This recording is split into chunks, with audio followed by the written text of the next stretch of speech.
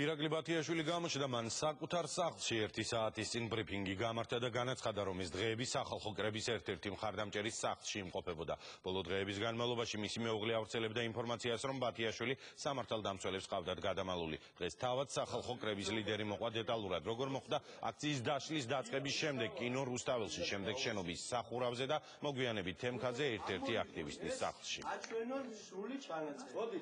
მოდით. საათი მოგვიხდა ყოფნა ფაქტიურად შენობის სახურავში. მერე უკვე ერთ-ერთმა მომიტინგემ მეორე დღეს საღამოს გაგვიყვანა, ახლა მე ვერც გეტყვით, სად ახლა არც ვიცი. აიწყობა ერთ-ერთ თავის ახლობლის ოჯახში, სადაც მე მომასულიერეს, მოვშუშტი, კონს მოვეგე.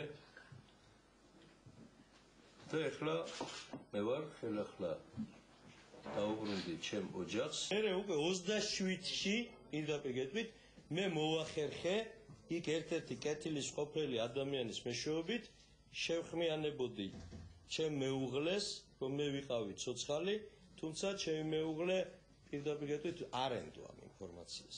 არ ენდო. ნუ მაინც მოეპყრა სიფხლი, ესე იგი იფიქრა რამეს